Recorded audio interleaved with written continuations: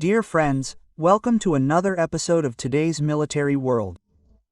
In this video, we'll talk about one of the most daring missions in recent times and the unit that carried it out. Your company may be running a serious risk without you knowing it. A CNPJ, Brazilian company registration number, an Instagram account, or a website domain doesn't guarantee that the brand is truly yours. And there's only one way to protect your business name: registration with the INPI, Brazilian National Institute of Industrial Property. The good news is that Mvion solves this problem for you. With over 7,000 clients, Mvion is a leader in its segment and was the one who registered today's Military World channel. Don't take risks, register your brand. The links and contact information are in the description. In the early hours of Saturday, January 3, 2026, the world awoke to previously unthinkable images of explosions, planes, and helicopters flying low over Caracas, the capital of Venezuela. And with the United States capturing dictator Nicolás Maduro and taking him to New York to answer charges related to narco-terrorism. And at the center of all this action appears a name that is almost always accompanied by silence, secrecy, and mythology. I'm referring to Delta Force. But before we move on, it's necessary to make one point clear. Many tactical details of what happened in the early hours of that Saturday remain unknown. And this is, in fact, part of the very DNA of this type of unit and this type of mission. But based on what we already know, it's possible to understand how the action unfolded in terms of operational architecture, integration between forces, airspace control, electronic warfare, intelligence, and speed. But starting with the basics, what is Delta Force? Delta Force is a direct product of a strategic anxiety that gripped the United States from the 1970s onwards, in an era marked by international terrorism, kidnappings, and hostage crises around the world. The inspiration came from the British model, with Colonel Charles Beckwith, after serving with the British SAS, advocating for the creation of an American unit with the same philosophy: brutally rigorous selection, small teams, autonomy, and a focus on counterterrorism and hostage rescue. The idea was approved in 1975, and the unit was formally established in 1977 by Beckwith and Colonel Thomas Henry. Delta Force was born in the late 1970s, but the major turning point in the United States special operations culture came in 1980 with the failed hostage rescue attempt in Iran during Operation Eagle Claw. The legacy of the failure was not just shame. It was a complete structural reform, accelerating the realization that the United States needed better joint planning, real integration between forces, unified command, and standardized training for complex operations. All of this profoundly affected Delta Force throughout the 1980s, shaping it into what it is today.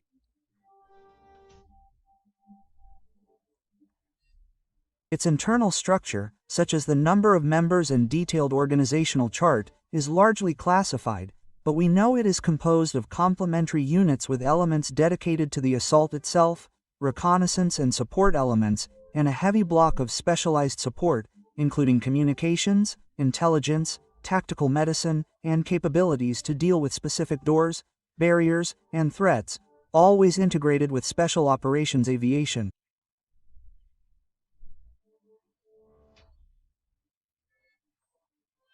And that's where another mythical unit comes in, the 160th Special Operations Aviation Regiment, better known as the Night Stalkers, a unit dedicated to the mission of providing helicopter aviation support to the Special Forces units of the United States Army, including, of course, Delta Force. And how was all this used in Caracas? According to American authorities, the mission was named Operation Absolute Resolve. The operation involved months of planning and integration with intelligence agencies.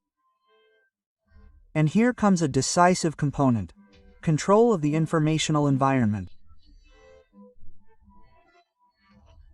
Sources close to the operation revealed that, for months, American agents closely monitored Maduro's routine, using full-scale models of his location built to train the assault team, similar to what was done to capture Osama bin Laden. During the operation itself, measures were also taken that revealed the presence of agents inside Venezuela, such as power cuts in target areas in Caracas. In terms of aviation, more than 150 aircraft were employed, departing from 20 different bases, including bombers, fifth-generation fighters, airborne early warning aircraft, electronic warfare aircraft, and, of course, the helicopters of the Night Stalkers, responsible for the insertion and extraction of the American Special Forces.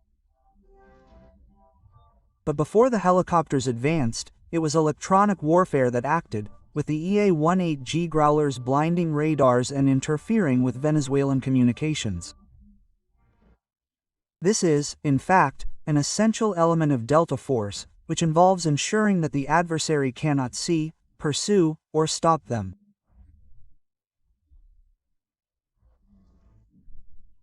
The insertion force entered via an extremely low flight profile over the sea, precisely to reduce detection, following valleys and skirting the mountains surrounding Caracas.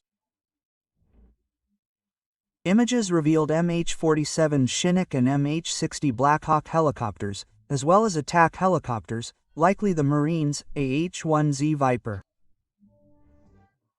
A selection of targets was attacked to paralyze the reaction and prevent coordination, including Fort Tia, La Carlota Air Base, and the port of La Guaira. All this to neutralize Venezuela's ability to organize a coherent response within the critical window of action. According to reports, there was an exchange of fire and a helicopter was hit, but it remained operational. President Trump reported that there were no deaths on the American side, although there were likely injuries. After the capture, the extraction followed a classic high-value mission pattern, with the target being quickly removed from enemy territory, taken to the American ship offshore, the SS Ivjima, before being transported to the United States. But then, how did Delta Force actually achieve this so quickly and with such operational success? The success was achieved not only by Delta Force alone, but thanks to an entire ecosystem that, as I mentioned here, involves various specialized agencies and units, each with a very specific mission that must be carried out to ensure the success of the main mission.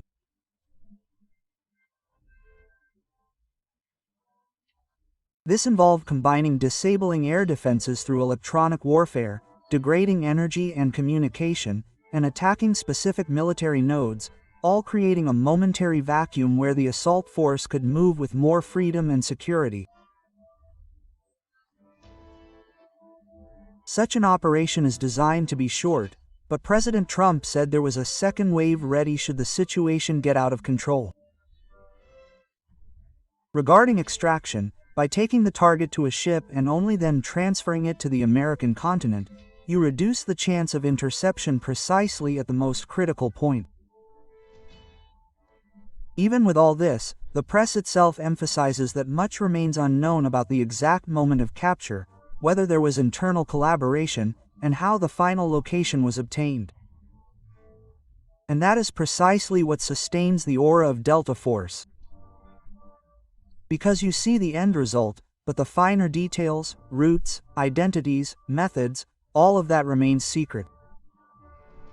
Militarily, the operation clearly demonstrated one thing. When the United States decides to employ a complete package of advanced fifth-generation fighter jets, electronic warfare, cyber attacks, espionage, special forces, and maritime extraction, they manage to open a window of opportunity in heavily defended hostile territory, which, although short-lived, lasts long enough to accomplish the mission.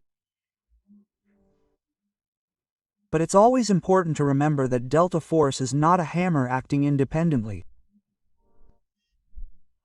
It's the most visible tip of an intricate and complex system that seeks to render an adversary slow, blind, and disorganized for a few minutes, and then exit before they regain their senses.